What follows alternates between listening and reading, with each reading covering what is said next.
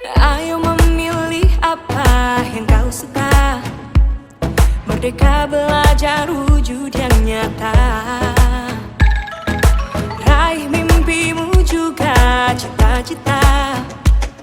Generasi emas Indonesia. Profil pelajar Pancasila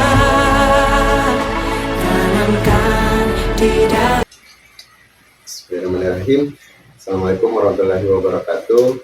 Perkenalkan, nama saya Rensya Imran, calon guru penggerak angkatan 9 Kabupaten Sinjai, berasal dari IPT SMK Negeri 4 Sinjai. Dan kali ini saya ingin melakukan wawancara terkait pengambilan keputusan kepada kepala sekolah. Di samping saya, perkenalkan, beliau adalah Bapak Baharudin STMPD selaku Kepala SMK Negeri 4 Sinjai. Selamat sore, Bung. Ya, selamat sore. Dan Assalamualaikum warahmatullahi wabarakatuh. Waalaikumsalam warahmatullahi wabarakatuh. Bagaimana kabarnya nih? Ya, alhamdulillah baik sesuai dengan kondisi cuaca pada hari ini. Ya. Jadi terkait tentang wawancara yang sudah saya sampaikan, Bung, terima kasih atas kesempatan yang diberikan. Ada beberapa pertanyaan yang akan saya ajukan kepada Bapak. Apakah Bapak sudah siap? Ya, oke, siap. Terima kasih, Pak. Jadi yang pertama di sini yang ingin saya tanyakan adalah bagaimana Bapak dalam mengidentifikasi kasus-kasus yang merupakan dilema etika dan atau rujukan moral, Pak? Baik, jadi terima kasih pertama saya ucapkan pada calon penggerak ini. Ini adalah langkah yang baik bagi seorang pendidik, apalagi kebutuhan ke depan sebagai pendidik, dan harus tahu bagaimana kondisi sekolah tersebut. Karena saya lihat ini yang kasus-kasus yang ditanyakan ini, nah ini perlu perlu antisipasi, karena ini tidak terlepas dari kasus-kasus yang kita alami kesehariannya. Jadi kalau berbicara tentang mengidentifikasi kasus-kasus yang merupakan dilema etika atau rujukan moral, saya berpendapat bahwa dilema etika tidak dua pilihan yang sulit. Dua-duanya sama benarnya sebenarnya. Keputusan mendatangi fit and proper test itu benar karena sudah berjanji menyanggupi. Kemudian yang kedua, rujukan moral itu penting, artinya ada dua pilihan tetapi benar salah. Ketika merasa dilema etika lebih sulit, pastinya kita akan menimbang-nimbang beberapa hal sampai akhirnya menjadi sebuah keputusan final. Kemudian yang selanjutnya, sebagai pertimbangan ada individu dan masyarakat, rasa keadilan dan rasa kasihan, kebenaran dan kesetiaan, apakah itu jangka pendek atau jangka panjang, seperti itu. Ya, baik, Pak. Jadi rasa keadilan versus rasa kasihan juga berlaku pada kasus dilema.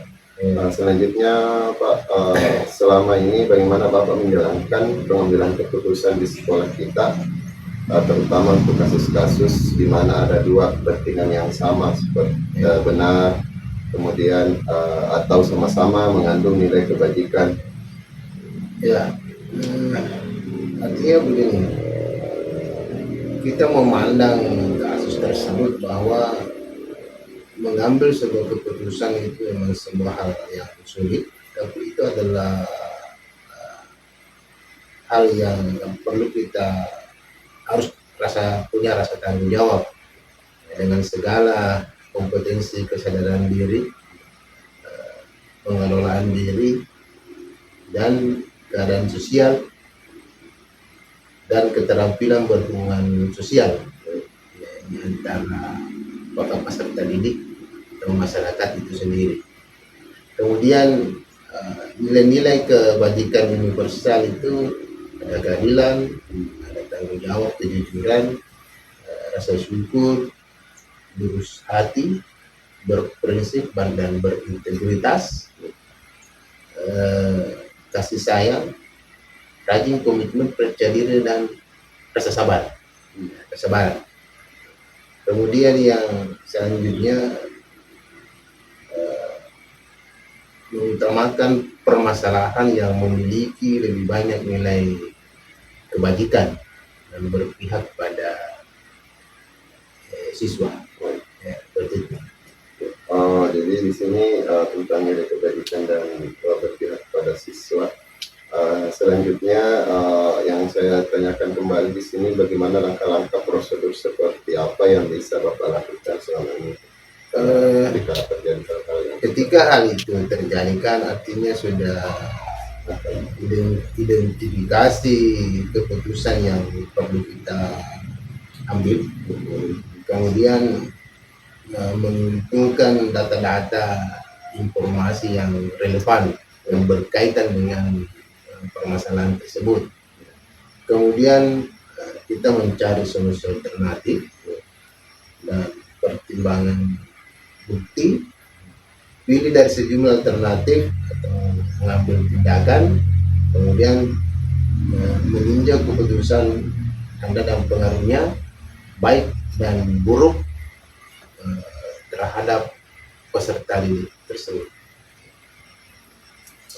Selanjutnya sini hal-hal apa saja yang selama ini Bapak anggap efektif dalam pengambilan keputusan pada kasus-kasus dilema etika yang ada di sekolah? Seperti yang saya katakan tadi bahwa tentunya yang paling penting adalah data dan informasi, dan kita pahami permasalahannya di mana itu permasalahan sebenarnya. Kemudian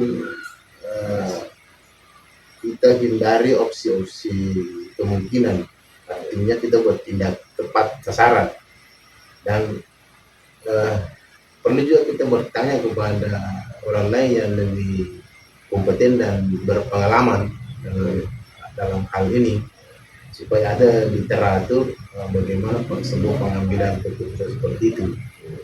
Kemudian yang berikut, ada ingat lagi target penyelesaian, dan bayangkan apa yang terjadi dari keputusan yang telah diambil tersebut, dan kita harus beranikan diri dalam mengambil resiko,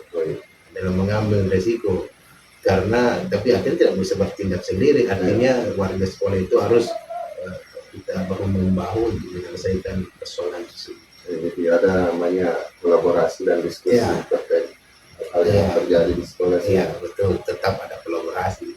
Karena ini permasalahan bukan cuma di sekolah sendiri, tentunya semua stakeholder yang ada di pendidikan. Selanjutnya di sini Bung, saya lihat apakah Bapak memiliki sebuah tata kala atau jadwal tertentu dalam sebuah penyelesaian kasus dilema etika? Kemudian apakah Bapak langsung menyelesaikannya di tempat atau memiliki sebuah jadwal untuk menyelesaikan baik itu bentuk atau prosedur seperti apa yang Bapak lakukan? Misalkan apakah Bapak ketika terjadi permasalahan di sini Bapak langsung mengeksekusi permasalahan itu atau membuat jadwal dulu, ataukah berbentuk prosedur seperti apa yang Bapak jalankan di sekolah kita itu? Begini, jadi sebenarnya di permasalahan seperti ini itu sering sudah kita lakukan itu, dan alhamdulillah sampai detik ini belum pernah terjadi hal-hal yang kita putuskan beresiko buat kepada kita dan peserta didik. Yang jelas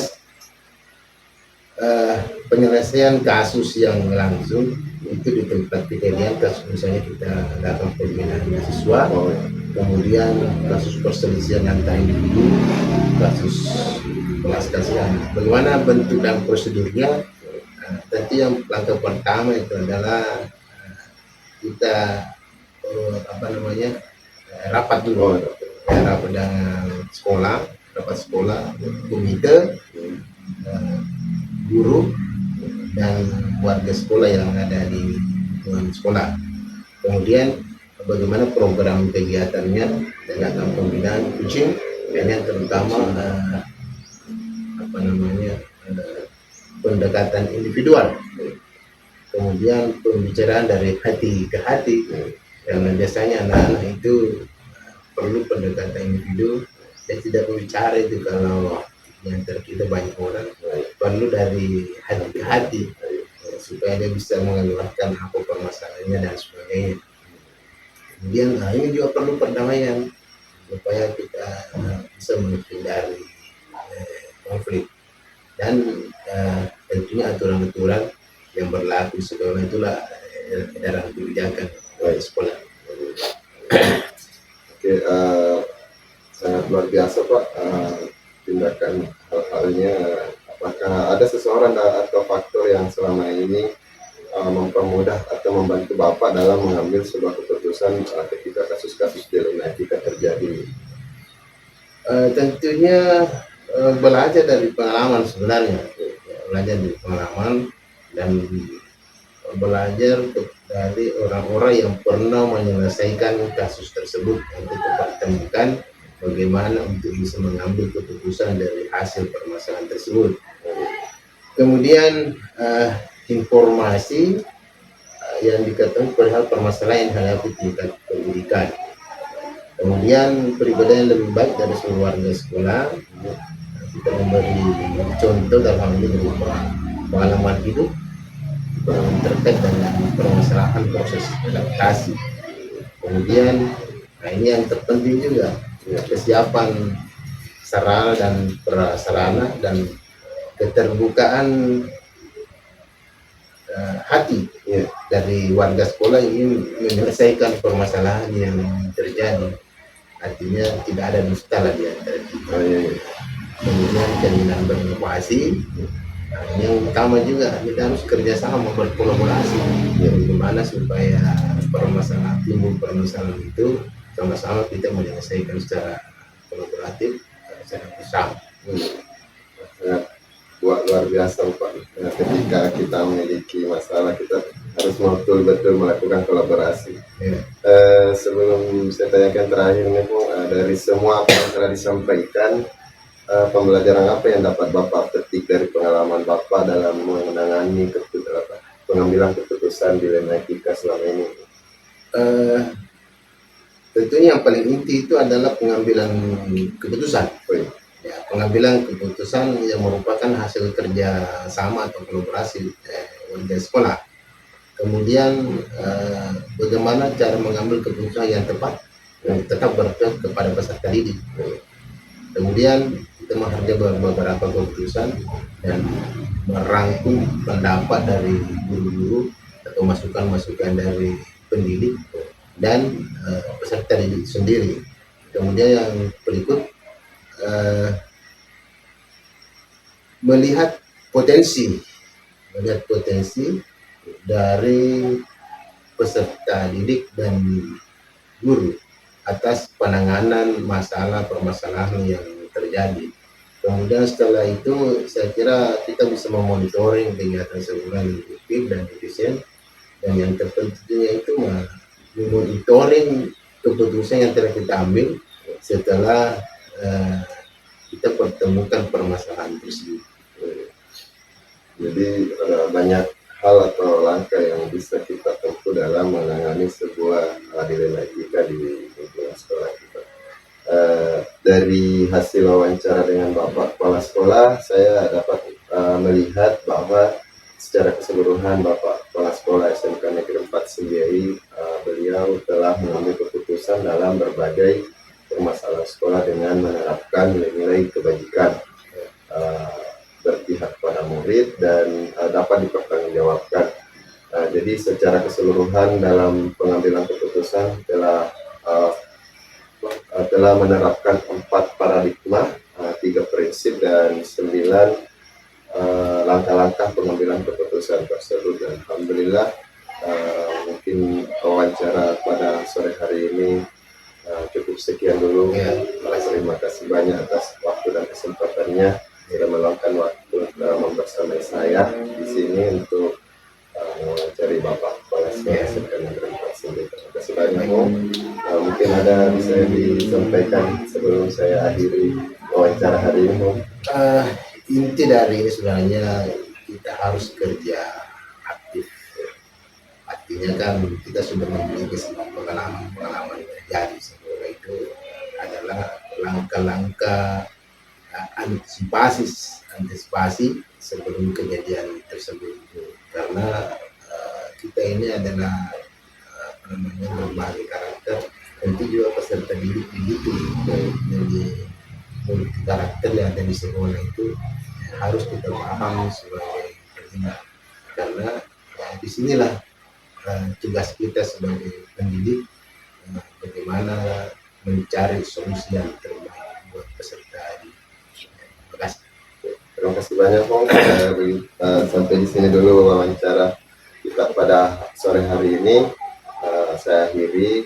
Assalamualaikum warahmatullahi wabarakatuh. Waalaikumsalam warahmatullahi wabarakatuh. Ayo memilih apa yang kau suka. Merdeka belajar wujud yang nyata. Raih mimpimu juga cita-cita.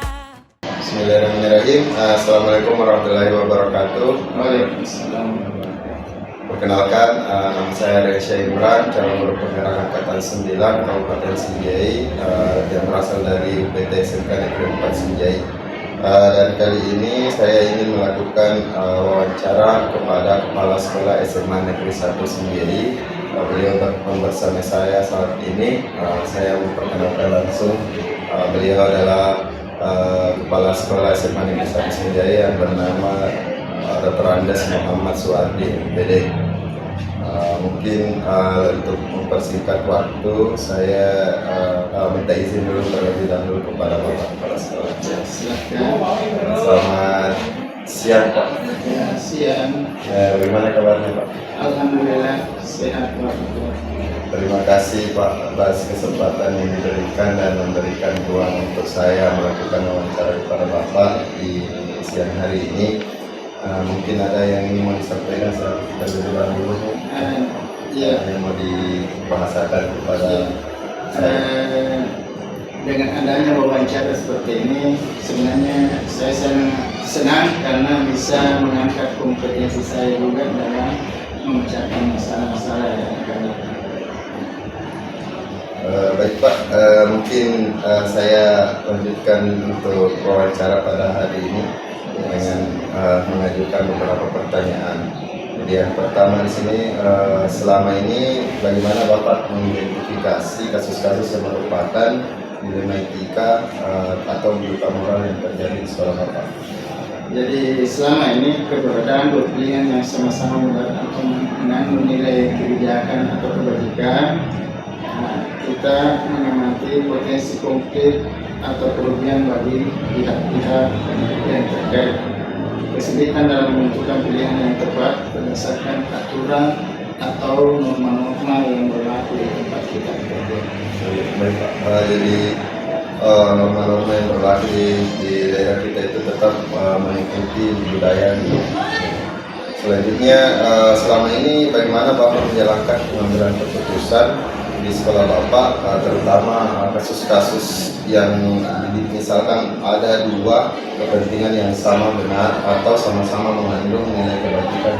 Ya, dalam pengambilan keputusan yang biasanya mengandung dua kebijakan, dua kepentingan yang berbeda dan sama-sama mengandung unsur yang sangat penting, maka biasanya saya melibatkan wakil-wakil kepala sekolah saya, karena biasanya keputusan seperti ini mengandung akibat yang lama, sehingga saya melibatkan musyawarah berbasis sekolah yang selama ini dikenal MDS di SMA Sangat Sangat luar biasa Pak,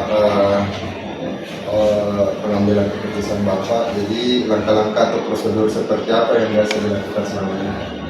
Selama ini kalau langkah-langkah yang sering saya lakukan adalah mengumpulkan informasi sebanyak mungkin agar informasi kita yang dapat ini tidak keliru tapi sesuai dengan fakta.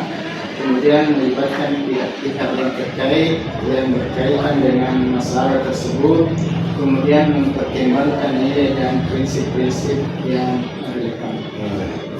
Sekali Pak. Jadi hal-hal apa saja yang selama ini Bapak agak efektif dalam pengambilan keputusan pada kasus-kasus yang terjadi di negeri di sekolah Pak? Kalau ada kasus-kasus seperti ini, yang penting itu sebenarnya kita terbuka dan transparansi kepada teman-teman atau bawahan yang kita pilih, sehingga tidak ada kecurigaan, tidak ada